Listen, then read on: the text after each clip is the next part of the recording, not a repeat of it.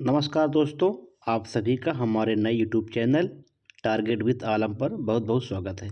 इस वीडियो में हम इलाहाबाद उच्च न्यायालय द्वारा आयोजित group C and D steno driver के लिए प्रैक्टिस सेट नंबर 1 हम आज आपके सामने अभी सॉल्व कराएंगे, जिसमें 25 प्रश्न हिंदी के और 25 प्रश्न जीएस के होंगे। तो आप लोग उस प्रश्न को सॉल्व करें और अपनी तैयारी को जांचें कि आपके प्रश्न कितने सही हो रहे हैं। ये सारे प्रश्न ऐसे हैं जो विभिन्न परीक्षाओं में प्रश्न आ चुके हैं और कुछ नए प्रश्न भी उसमें जोड़े गए हैं। तो आप लोग इसे सॉल्व करें और कमेंट करके उसमें आप बताएं कितने प्रश्न आपके इसमें सही हुए हैं। सारे प्रश्न बहुत ही महत्वपूर्ण हैं, आपको एग्ज़ाम में प्रश्न देखने को ज़रूर मिलेंगे। ठीक है, तो आइए सबसे पहले हम पहला प्रश्न देखते हैं।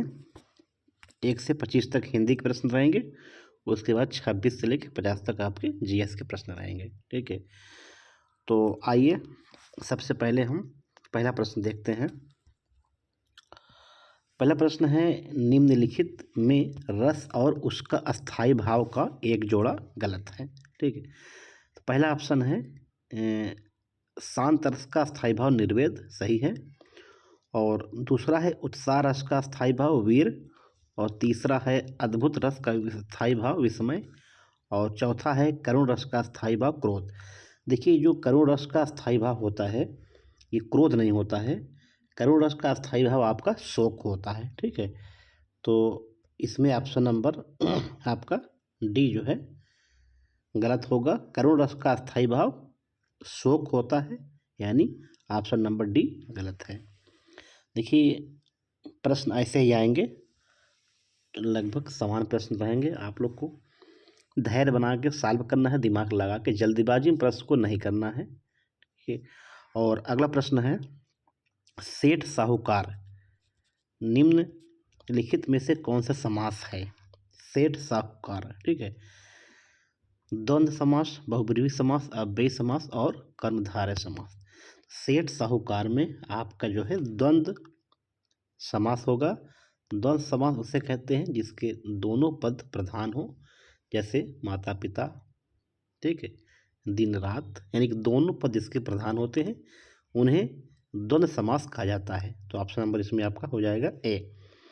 और अगला प्रश्न है, तीसरा प्रश्न, मुसाफिर का निम्न में से एक पर्यायवाची नहीं है। देखिए, आजकल प्रश्न जो बन रहे हैं, एक जोड़ा गलत है, इनमें से नहीं है, ऐसे ही प्रश्न बनता है, लोग जल्दीबाजी में से गलत कर देते हैं। ठीक है, तो पूछ रहा है मुसाफिर का एक पर्यायवाची नहीं है। बटोही मुसाफिर का पर्यायवाची होता है, पथिक ये भी आपका जो है होता है, और पांथ ये भी आपका होता है मुसाफिर का पर्यायवाची। बावरा जो है आपका ऑप्शन नंबर डी, बावरा आपका मुसाफिर का पर्यायवाची नहीं होता है। बावरा आपका जो है पागल है, पागल का पर्यायवाची ये होता है बावरा। ठीक है, तो इसमें आपका ऑप्शन नंबर डी हो जाएगा। और देखिए, अगला है चौथा प्रश्न, सभय, सभय का विलोम शब्द है। ठीक है, सभय का सभ, निर्भय, निर्जर, सार्थक। तो सभय का विलोम शब्द होता है निर्भय, ऑप्शन नंबर बी। और आप लोग हमारे बताने से पहले आंसर को आप कमेंट कर सकते हैं या अपने मन में खुद लिख सकते हैं कि ये उसका सही होगा। और जो प्रश्न आपके गलत हो रहे उसको आप नोट करते चलें, क्योंकि ये सब ऐसे प्रश्न हैं जो टीम द्वारा प्रश्न को बनाया जाता है, जो हमारे टेलीग्राम चैनल पे पेड बैच चलता है, उनके सारे प्रश्न ये हैं। ठीक है, तो आप लोग को हम यूट्यूब पर सॉल्व करा रहे हैं। और अगला प्रश्न है, देखिए इसमें अगला प्रश्न है, निम्नलिखित में से शुद्ध वाक्य कौन सा है? ठीक है, शुद्ध वाक्य इसमें देखना है, यह पत्र गोपनीय है, गोपनीय। ठीक है, ये आपका गलत हो गया, क्योंकि गोप्य लिखनी है, बच्चों को मेरा आशीर्वाद देना। ठीक है, और देखिए इसमें आशीर्वाद में वर्तनी जो है, जो ये रेफा रा सा पे लगा, ये गलत है। वा पे जो व के बगल जो अ की मात्रा, यहाँ पे रब का रेफा रा लगेगा। और अगला है विशंभर परमात्मा का एक नाम है। और अगला है कृपया पृष्ठ 5 पर देखें। ठीक है, तो देखिए पृष्ठ में भी टा है, जो कि पृष्ठ का वर्तनी होती है पार लटकन रा आधा मूलधन सा ठा। इसमें आपका शुद्ध वाक्य हो जाएगा ऑप्शन नंबर सी, विशंभर परमात्मा का एक नाम है। ऑप्शन नंबर सी इसमें आपका सही हो जाएगा, बाकी सबकी वर्तनी गलत है। अगला प्रश्न है, देखिए सारे प्रश्न महत्वपूर्ण हैं। अगला है, निम्नलिखित में से विलोमार्थिक दृष्टि से कौन से युग असंगत है। देखिए बहुत अच्छे अच्छे प्रश्न को संकलन किया गया है, जो आपके परीक्षा में आने के पूरे चांसेस हों। तो इसमें भी एक जोड़ा गलत पूछा है। पहला ऑप्शन है प्रलय। प्रलय का जो विलोम होता है वो सृष्टि, सही है। और दूसरा है परोक्ष। परोक्ष का भी विलोम होता है प्रत्यक्ष, ये भी सही है। दृष्ट, ये भी सही है। लेकिन तमस ज्योति का प्रवाची शब्द नहीं है। तमस जो है आपका ज्योतिर्मय होता है। ठीक है, ऑप्शन नंबर इसमें डी। और अगला प्रश्न है, पखवाड़े में एक बार होने वाले वाक्यांश के लिए एक शब्द, यानी कि अनेक शब्दों का एक शब्द। तो इसमें आपका ऑप्शन नंबर पहला है पात्रिक, पाक्षिक, पारंगत और परोपदेश। इसमें आपका ऑप्शन नंबर हो जाएगा आपका बी, पाक्षिक। पखवाड़े में एक बार होने वाला वाक्यांश के लिए एक शब्द होता है पाक्षिक, ऑप्शन नंबर बी। और अगला प्रश्न है आपका, निम्नलिखित में से शुद्ध वाक्य यानी शुद्ध शब्द है। अधीनता, अप्रत्याशित, अंतर्धान, अंतर्गत। तो इसमें जो है आपका ऑप्शन नंबर सी, अंतर्धान सही है, बाकी आपके सारे तीनों ऑप्शन गलत हैं। ठीक है, देखिए अधीनता में जो है आपका बड़ा आकर स्वर होगा। ठीक है, यानी कि मैं लिख देता हूँ आपको, अधीनता।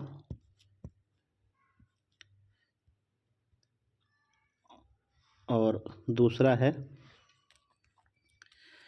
आपका अप्रत्याशित। देखिए अप्रत्याशित जो है ये छोटा का स्वर होगा। ठीक है, ये आपका। और तीसरा है आपका अंतर्गत। ठीक है, अंतर्गत में जो है आपका ये जो रेफा लगा हुआ है आपका, ये गा पे लगा, लेकिन ऑप्शन में दिया गया है ये। ठीक है, तो ऑप्शन नंबर आपका इसमें हो जाएगा शुद्ध शब्द अंतर्धान, बाकी सब गलत है। और अगला है आपका कि हिमालय किस प्रकार की संज्ञा है। बहुत ही महत्वपूर्ण प्रश्न है। हिमालय समूहवाचक संज्ञा है कि भाववाचक संज्ञा है कि व्यक्तिवाचक है कि जातिवाचक है। तो ये आपका व्यक्तिवाचक संज्ञा है। अगला है, किसान अपनी गाय और बैलों को ले जा रहा है, इस वाक्य में कौन सी क्रिया है। देखिए किसान अपनी गाय और बैल को ले जा रहा है, यानी कोई काम कर रहा है तभी तो वो ले जा रहा है। तो इसमें आपका हो जाएगा सकर्मक। जब कोई क्रिया होती है तो किसी के द्वारा जब क्रिया होती है तो उसे सकर्मक क्रिया कहते हैं। देखिए सारे प्रश्न महत्वपूर्ण हैं आपके, ध्यान से आपको सॉल्व करें। जो प्रश्न आप गलत हों उसको नोट कर लें और याद कर लें, ज़रूर आप कहीं ना कहीं प्रश्न टकराएगा। देखिए अगला प्रश्न है, जो शब्द कौन सा अलंकार है, यानी जो शब्द जो है आपका कौन सा अलंकार, सॉरी जो शब्द कौन सा सर्वनाम है, यानी कि जो है इसमें कौन सा सर्वनाम होता है। निजवाचक सर्वनाम है कि संबंधवाचक है कि पुरुषवाचक है कि निजवाचक। तो इसमें आपका संबंधवाचक सर्वनाम जो है आपका प्रश्नवाचक सर्वनाम है। और स्त्री शब्द का विस्तृण आप सब जानते हैं, स्त्रैण होता है। ठीक है, आप थोड़ा सा तेजी से चलते हैं ताकि आपको ज़्यादा समय न लगे। विवक्षा अलंकार को दूसरे किस नाम से जाना जाता है। प्रश्न अलंकार। और आपका पूर्वोपमा अलंकार, पुनरुक्ति प्रकाश अलंकार और लुप्तोमा अलंकार। तो विवक्षा अलंकार को आपका पुनरुक्ति प्रकाश अलंकार के नाम से भी जाना जाता है। और अगला प्रश्न है प्रश्न नंबर 14, पवित्र शब्द का संधि विच्छेद है। देखिए बहुत ही महत्वपूर्ण प्रश्न है। पवित्र शब्द का जो संधि विग्रह होता है ये होता है पोधन इत्र। ठीक है, ऑप्शन नंबर बी। और अगला प्रश्न है, 25 वर्ष पूर्व करने के उपलक्ष्य में कल हमारा विद्यालय क्या मनाएगा? रजत जयंती, हीरक जयंती, काश जयंती, स्वर्ण जयंती। ठीक है, तो रजत जयंती आपका मनाएगा 25 वर्ष को, यानी 25 वर्ष जब कोई पूरा करता है तो उसे बोलते रजत। ठीक है, और अगला है, नग का अनेकार्थक शब्द है। नग आप जानते हैं, नग मतलब पर्वत को कहते हैं। और अगला है, झगड़ालू में प्रत्यय है। झगड़ालू में प्रत्यय आपका हो जाएगा आलू, झगड़ालू। ठीक है, और अगला है आपका, किस शब्द में अव उपसर्ग का प्रयोग हुआ है? आवचन, अवध, अवश्य, अवाप्ति। तो इसमें आपका हो जाएगा अवाप्ति में अव उपसर्ग का प्रयोग हुआ है। ऑप्शन नंबर हो गया आपका डी। और अगला है, देखिए सारे प्रश्न महत्वपूर्ण प्रश्न हैं जो आपके एग्जाम में आने के पूरे चांसेस हैं। अगला है, पंच की दुहाई मुहावरे का अर्थ है क्रोधित होना, प्यार करना, सहायता की पुकार, झगड़ा करना। तो पंच की दोहे मतलब होता है कि सहायता की पुकार। जब कोई आदमी परेशान रहता है, सहायता के लिए मांग करता है, तो उससे मुहावरे में कहते हैं पंच की दुहाई। ऑप्शन नंबर इसमें आपका हो जाएगा सी। और अगला है, आधे अधूरी नाटक के लेखक हैं। इसके हो जाएगा आपके मोहन राकेश। और अगला है, देखते हैं हम, देखिए ये 21 आप लोग इसका स्क्रीनशॉट ले सकते हैं, बाकी हम इसका आंसर बता देंगे। ठीक है, बाकी आप कहेंगे तो हम टेलीग्राम चैनल पे इसका PDF हम आपको दे देंगे, ताकि आप जो है, क्योंकि 5 प्रश्न, 3 से 5 प्रश्न आपके गद्यांश के पैसेज के भी रहते हैं। ठीक है,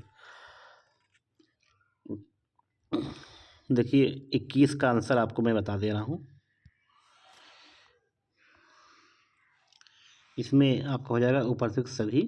और 22 का आंसर हो जाएगा आपका अनौपचारिक शिक्षा। और 23 का हो जाएगा आपका परिवार का प्रभाव। और 24 का हो जाएगा आपका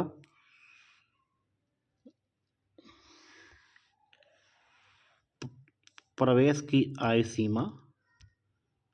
और 25 का हो जाएगा आपका ऑप्शन नंबर सी। ठीक है, तो ये आपके 25 प्रश्न जो है हिंदी के कंप्लीट होते हैं। हम आगे प्रश्न देखते हैं GS के। ठीक है, देखिए GS के भी बहुत अच्छे प्रश्न को संकलन करके बनाया गया है, जो आपके एग्जाम में आने के पूरे चांसेस हैं। तो आइए देखते हैं GS का पहला प्रश्न, जनसंख्या घनत्व मापने की इकाई क्या है? पहला ऑप्शन है व्यक्ति हेक्टेयर, व्यक्ति सेमीमीटर, व्यक्ति मीटर, व्यक्ति किलोमीटर। तो देखिए जो जनसंख्या घनत्व मापने की इकाई होती है वो व्यक्ति किलोमीटर। ठीक है, 1 किलोमीटर के रेंज में कितने आदमी रहते हैं उसे ही जनसंख्या घनत्व मापने की इकाई कहा जाता है। ठीक है, और देखिए अगला प्रश्न है, बहुत ही महत्वपूर्ण प्रश्न है ये, कि तिरंगे को भारत के राष्ट्रीय ध्वज के रूप में कब अपनाया गया था? बहुत यानी बार बार ये प्रश्न पूछता है। 4 जुलाई 1947, 22 जुलाई 1947, 22 नवंबर 1947, 22 जुलाई 1949। तो 22 जुलाई 1947 को तिरंगे को भारत के राष्ट्रीय ध्वज के रूप में अपनाया गया था। और अगला है, भारतीय संविधान में अनुसूची 8 के अंतर्गत किस भाषा का उल्लेख नहीं किया गया है? मैथिली, सिंधी, अंग्रेजी, बोडो। ठीक है, तो आप सब जानते हैं कि अनुसूची 8 में भाषा का उल्लेख किया गया है। ठीक, और भारतीय संविधान में 22 भाषाओं का उल्लेख किया गया है, जिसमें मैथिली भी है, सिंधी भी है, बोडो भी है। लेकिन अंग्रेजी एक ऐसी भाषा है जो अपने भारतीय संविधान में इसका उल्लेख यानी इसका जिक्र नहीं किया गया है। बहुत ही महत्वपूर्ण प्रश्न है, क्योंकि अपने यहाँ अंग्रेजी बोली जाती है, हाई कोर्ट सुप्रीम कोर्ट में अधिकांश जो है जजमेंट या कुछ भी आर्डर या बहस अंग्रेजी में होती है। तो आप ये मत सोच लीजिएगा कि अपने संविधान में भी अंग्रेजी का उल्लेख किया गया है, तो बिल्कुल नहीं किया गया है। 22 भाषाओं का उल्लेख किया, अनुसूची 8 में इसका उल्लेख किया गया है। आगे प्रश्न है, भारतीय प्राणी सर्वेक्षण का मुख्यालय कहाँ स्थित है? बहुत ही महत्वपूर्ण प्रश्न है, कई जगह देखने को मिला है। ये आपको कोलकाता में इसका मुख्यालय स्थित है। देखिए हाई कोर्ट में जो एग्ज़ाम में प्रश्न पूछे जाते हैं, बहुत ही एक साथ मान लीजिए कि स्टैटिक जीके से पूछे जाते हैं। कहाँ से उठा ले प्रश्न, कोई भरोसा नहीं। आप जब जितने भी आज 4-5 बार परीक्षा हो चुकी है, 2013 में, 16 में, 19 में, 22 में, ये 5वीं परीक्षा है। जब से हाई कोर्ट एग्ज़ाम करा रहा, आप देखेंगे कि उसका पेपर जीएस का है, हिंदी उठा के देखेंगे तो आपको ये नहीं लगेगा कहाँ से पूछ लिया। अजीब प्रश्न पूछता है, तो कहाँ से पूछ ले, तो एक हिसाब से मान लीजिए कि आप स्टैटिक जीके पढ़ते रहिए। देखिए अगला प्रश्न है क्वेश्चन नंबर 30। 16 महाजनपदों का उल्लेख किस जैन रचना में मिलता है? भागवती सूत्र, भार्गव सूत्र, भद्रबाहु सूत्र, इनमें से कोई नहीं। तो भागवती सूत्र में 16 महाजनपदों का उल्लेख भागवती सूत्र रचना में मिलता है, ऑप्शन नंबर ए। अगला है 1857 के विद्रोह के समय फतेहपुर का नेतृत्व किया था मौलवी अजीमुल्ला, मौलवी अहमदुल्ला, लियाकत अली और बहादुर शाह द्वितीय। ठीक है, तो अजीमुल्ला जो थे आपके, ये आपके फतेहपुर का आपके वो फतेहपुर में का नेतृत्व किए थे अजीमुल्ला। और मौलवी अहमदुल्ला जो है आपके, ये फैज़ाबाद से नेतृत्व किए थे 1857 क्रांति में। और लियाकत अली आप सब जानते हैं, ये इलाहाबाद में नेतृत्व किए थे। और बहादुर शाह द्वितीय दिल्ली में किए थे। ठीक है, तो अगला प्रश्न है आपका, महात्मा गांधी ने अपना पहला आमरण अनशन कब प्रारंभ किया? सांप्रदायिक पंचायत के समय, सविनय अवज्ञा आंदोलन के समय, भारत छोड़ो आंदोलन के समय, चंपारण के समय। ठीक है, बहुत ही महत्वपूर्ण प्रश्न है, कई बार पूछा गया है। ठीक है, ये सांप्रदायिक पंचायत, ऑप्शन नंबर ए। 1932 में महात्मा गांधी ने आमरण अनशन किया। इसका मुख्य कारण था रैमजे मैग्लोन द्वारा सांप्रदायिक निर्णय की घोषणा करना था। ठीक, महात्मा गांधी ने पहला अपना आमरण अनशन प्रारंभ किया था। ठीक है, तो 1932 में। और अगला प्रश्न है, देखिए अगला प्रश्न बहुत ही इम्पोर्टेंट है। निम्नलिखित में से एक सही सुमेलित नहीं है। नरोरा उत्तर प्रदेश, तारापुर महाराष्ट्र, राणा प्रताप मध्य प्रदेश और कलपक्कम तमिलनाडु। देखिए ये तीनों तो सही हैं, लेकिन ये राणा प्रताप सागर ठीक है, ये गलत है। राणा प्रताप सागर ये आपके राजस्थान में है। ठीक है, और अगला है आपका, हार्नबिल उत्सव भारत के किस राज्य से संबंधित है? बहुत ही महत्वपूर्ण प्रश्न है, ये भी है। हार्नबिल उत्सव जो होता है आपका कर्नाटक में होता है, option number B. Train to Pakistan नामक प्रसिद्ध पुस्तक के लेखक कौन हैं? तो बहुत ही इम्पोर्टेंट प्रश्न, पड़ोसी देश है अपना, ये सुखवंत सिंह। ठीक है, अगला है एगमार्क एक्ट भारत में कब लागू हुआ? 1937 में। और अगला प्रश्न है, सोरोलॉजी का अध्ययन है, छिपकली है, सांप है, मच्छर है, तिलचट्टा है। तो छिपकली का जो अध्ययन कहलाता है ये आपका सोरोलॉजी कहलाता है। और अगला है, भोजन से प्राप्त ऊर्जा को कैसे मापा जाता है? बहुत ही ये भी महत्वपूर्ण प्रश्न है। Joule, ampere, kelvin, calorie. तो आप सब जानते हैं कैलोरी, कहते हैं ना कि एक रोटी में या एक प्लेट चावल में कितनी कैलोरी प्राप्त होती है। तो भोजन से जो प्राप्त आपको ऊर्जा मिलती है उसे कैलोरी में हम लोग नापते हैं। वही प्रश्न पूछा गया है। और अगला है, निम्नलिखित में से किस भारतीय पर्वतीय चोटी की ऊंचाई सबसे कम है? कंचनजंगा, नंदा देवी, मुकुट पर्वत और कॉमेट। तो देखिए इसमें मुकुट पर्वत जो है इसकी सबसे कम है, ठीक है। मुकुट जो पर्वत चोटी है इसकी कुल लंबाई है 8,586 मीटर, ठीक है। सबसे अधिक लंबाई जो है आपकी, सॉरी, ये 8,586 ये आपके कंचनजंगा की है जो सबसे बड़ी है, ठीक है। और अगला है, और देखिए नंदा देवी का 7,800 मीटर है, कामेट का 7,756 है, और मुकुट पर्वत का 7,200 ये। लेकिन पूछा इसमें क्या है, सबसे कम पूछा है, ठीक है। तो ध्यान देना, प्रश्न है, थोड़ा सा गलती हो गई है। सबसे कम, तो सबसे कम जो है तो वो मुकुट पर्वत। मुकुट पर्वत सिर्फ और सिर्फ 7,242 मीटर ही मुकुट पर्वत की ऊंचाई है। ये 8,586 जो है आपकी कंचनजंगा की है, ठीक है।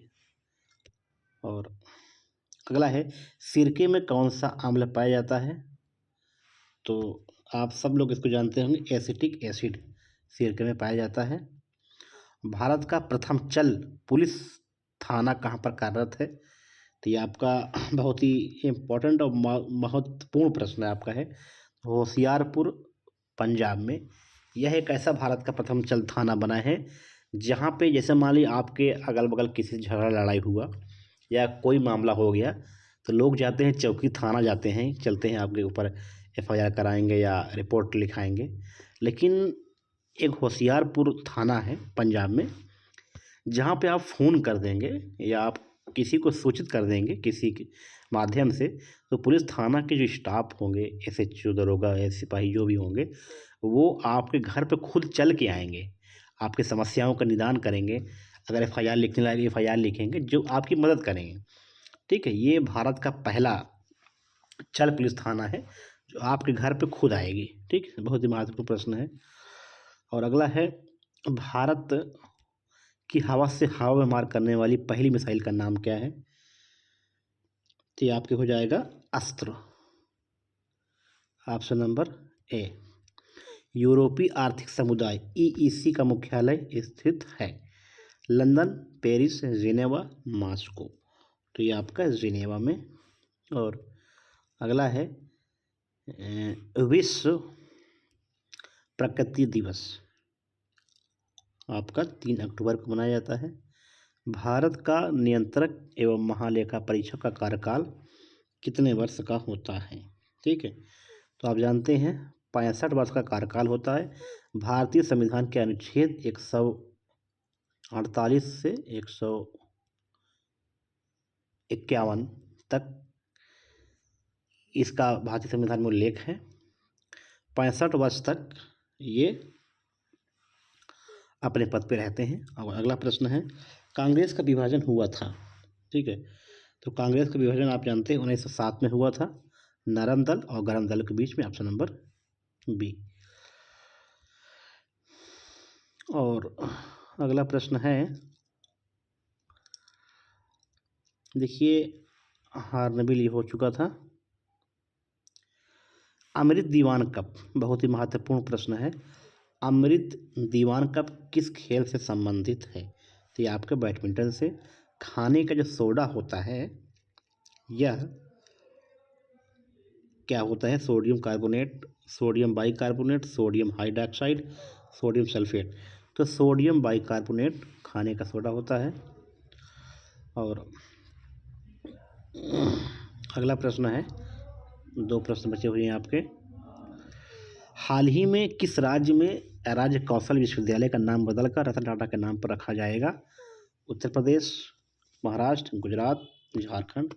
देखिए ये प्रश्न आप लोग गलत नहीं होना चाहिए, क्योंकि रतन टाटा जी मुंबई के थे, अधिकांश मुंबई में रहते थे, तो वहीं विश्वविद्यालय है राजकौशल रतन टाटा जी के नाम से रखा जा चुका है। और अंतिम प्रश्न आपके हैं, हाल ही में चीन में माउंट शीश पंगामा पर चढ़ने वाले पहले भारतीय बन गए हैं, तो अर्जुन वाजपेयी, ठीक है। तो ये आपके जो है 25 मिनट में 50 प्रश्न आपके कंप्लीट होते हैं। आप लोग कमेंट करके बताएंगे आपके प्रश्न कितने सही हुए हैं। सारे प्रश्न महत्वपूर्ण हैं और अब से सारी अपडेट, सारी जानकारी आपको इस नए यूट्यूब चैनल पर मिलेंगे। और जो लोग अभी चैनल को सब्सक्राइब नहीं किए हों, सब्सक्राइब कर लेंगे, शेयर कर देंगे। और हम आपको, अगर आप कहेंगे अच्छा लगेगा, तो डेली एक प्रैक्टिस सेट जितने भी मार्केट में टेस्ट सीरीज हाई कोर्ट के लिए आई हैं और जितने भी प्रीवियस ईयर के पेपर हो चुके हैं, सबकी टेस्ट सीरीज आपको हम डेली दिया करेंगे। अगर कम से कम 50 टेस्ट सीरीज आप करा देंगे, ज़रूर आपके प्रश्न 50% प्रश्न आपको यहीं से मिल जाएंगे। देखिए, चैनल को अभी नया है, आप सब्सक्राइब कर दें, क्योंकि वो चैनल थोड़ा दिक्कत है चलने में अभी। तो आप इस चैनल को सब्सक्राइब कर लें, शेयर कर लें और अपने दोस्तों को बताएं कि सारी न्यूज़ आपको यहीं मिलेंगी। अगर टेस्ट सीरीज अच्छी लगी हो, आपके कितने प्रश्न सही हुई हुई ईमानदारी से, तो आप ज़रूर कमेंट करके बताएं। हम आपको नेक्स्ट वीडियो मिलते हैं। धन्यवाद।